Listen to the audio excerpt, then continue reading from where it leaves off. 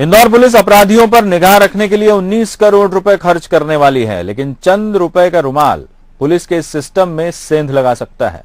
क्या है पूरा मामला, आइए आपको बताते हैं। तीसरी आंख को धोखा, चंद रुपए का रुमाल करोड़ों पर भारी, कैसे होगी शहर की सुरक्षा? इंदौर पुलिस ने जिस सिटी सर्विलांस प्रोजेक्ट की शुरुआत की है उस पर ऐसे ही सवाल या निशान लग रहे हैं। सरकार ने इसके लिए 19 करोड़ रुपए दिए हैं। इस प्रोजेक्ट के तहत 15 चौराहों पर रेड लाइट वायलेंस डिटेक्शन कैमरे लगेंगे, जिसमें 220 कैमरे ट्रैफिक पुलिस के होंगे तो 280 कैमरे सिटी सर्विलांस के। शहर के 60 प्रमुख चौराहों पर ये कैमरे लगाए जाएंगे। कंट्रोल रूम में इसके लिए 15 स्क्रीन लगाई गई है। पहले चरण में 500 और दूसरे चरण में 1000 कैमरे लगाए जाएंगे। ये अभी प्रोसेस हमारा चल रहा है, लगभग 15 प्लेसेस को हमने अभी कवर किया है और वहाँ पे इंस्टॉलेशन कैमरों का हो गया है और उसकी जो फीड है, जो वहाँ से कैमरों की जो फीड है वो हमारे पास कंट्रोल रूम में जो बना हुआ मॉनिटरिंग सिस्टम है उस पर उपलब्ध हो रही है। धीरे धीरे ये प्रक्रिया में है और प्रयास है कि अगले लगभग 1 महीने में इन सारे कैमरों को इंस्टॉल करके और इनके हम फीड और इनके माध्यम से हम सर्विलेंस शुरू कर पाएंगे। और क्योंकि 60 प्लेसेस पे कवर कर रहे हैं, शहर के एंट्री एग्जिट पॉइंट्स भी इसमें शामिल हैं, तो डेफिनेटली इससे पुलिस को काफ़ी सहयोग मिलेगा इसमें। प्रोजेक्ट अच्छा है लेकिन सवाल भी कई हैं। मसलन इन कैमरों से शहर की तस्वीर देखें तो ट्रैफिक नजर आता है और नजर आती है नंबर प्लेट और ऐसे चेहरे जो ढके नहीं हैं। लेकिन जो लोग कपड़ा बांधकर ड्राइव करते हैं और काला हेलमेट लगाकर घूमने वाले लोगों का क्या?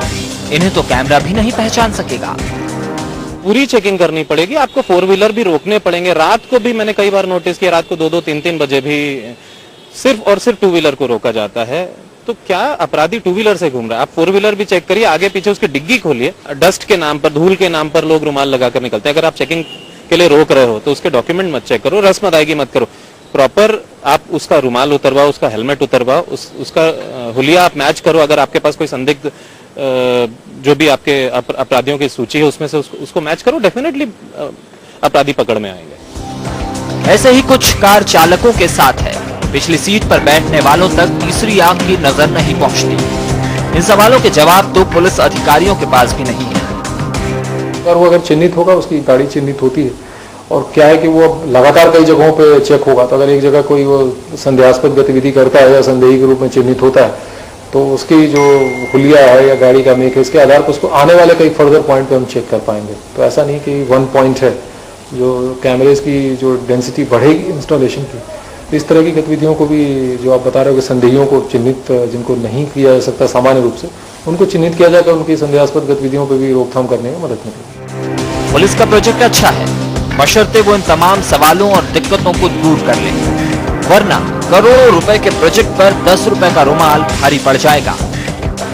कैमरामैन केशव मराठा के साथ वसीम अहमद, बंसल न्यूज, इंदौर। वसीम से बात करते हैं, इंदौर से हमारे साथ जुड़ गए हैं। वसीम, प्रोजेक्ट काफी अच्छा है, इंदौर जैसे शहर को ऐसे प्रोजेक्ट की जरूरत है। लगातार आबादी बढ़ती जा रही है, पुलिस के पास बल नहीं है कि वो इतनी शिद्दत से इतनी चुनौतीपूर्ण काम को अंजाम दे सके। कैमरों की मदद ली जा रही है, लेकिन सवाल यही है कि जो नकाब पोश या नकाब लगाकर चलते हैं सिटी में, उनके लिए तो कोई उन्हें पकड़ना इतना आसान नहीं है, भले ही उसमें अपराधी छुपा हो।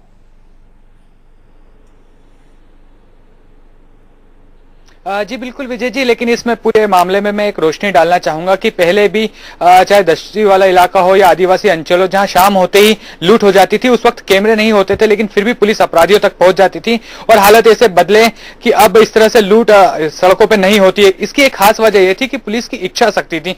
पुलिस खुद पहुंचती थी, छोटे छोटे गाँव तक, अपराधियों के तक पहुंचती थी और उसने आम जनता का दिल जीता था। एक मुखबिर सूचना तंत्र बना रखा था जिससे पुलिस का काम आसान हो जाता था। लेकिन अब हालत बिल्कुल उलट चुके हैं। मुखबिर का जो सूचना तंत्र है पुलिस का, वो पूरी तरह से कहा जा सकता है कि एक तरह से फ्लॉप है। और दूसरा, जनता की बात करें तो ये सबको पता है कि जनता और पुलिस के बीच में कितनी दूरियां हैं। ऐसे में पुलिस यदि सिर्फ कैमरों पर निर्भर रहेगी तो अब अपराधों को रोकने की जिस तरह से बात होती है वो नहीं हो सकता।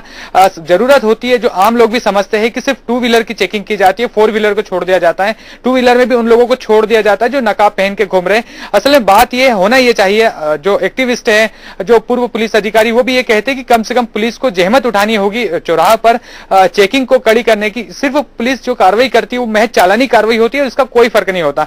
यदि पुलिस लोगों को डिटेक्ट करने लग जाए, कुछ दिन इस तरह की कार्रवाई चले, तो कहीं ना कहीं लोगों में खौफ होगा और लोग पुलिस का जो मुखबिर सूचना तंत्र यदि वो मजबूत होगा तो कैमरों की वजह से पुलिस का काम ज्यादा आसान हो जाएगा और ज्यादा फायदा होगा उन केस को सॉल्व करने में जो कई बार अनसुलझे रह जाते हैं। असल में इस पूरे मामले में ये कहा जा सकता है कि पुलिस कैमरों का इस्तेमाल करे, लेकिन सिर्फ ये ना हो कि कैमरों का उपयोग केवल चालान बनाने के लिए हो या फिर छोटी मोटी घटना जो चौराहों पर हो जाती है, दुर्घटनाएं होती है, उसका पता लगाने में हो। असल में इसका पूरा मकसद है कि बड़े अपराधियों का पता लगाना या शहर से जो फौरन अपराध करके भाग जाते हैं उन पर रोक लगाना। इसलिए लेकिन जरूरी है कि जब भी इस तरह की घटना होती है और पुलिस का जो सुस्त रवैया देखने को आता है कि वायरलेस सेट पर भी खबर चल जाती है फला गाड़ी शहर से ना निकलना पाए, लेकिन वो गाड़ी कुछ ही घंटों बाद महाराष्ट्र तक पहुंच जाती है। यानी वसीम ये कहना जरूरी होगा कि तकनीक का इस्तेमाल उसकी पुलिस को अपने फायदे के लिए करना चाहिए। तकनीक जरूरी है, लेकिन जो परंपरागत मुखबिर सिस्टम है उसके समानांतर ये तकनीक का यदि बेहतर इस्तेमाल करेंगे तो फिर अपराधों पर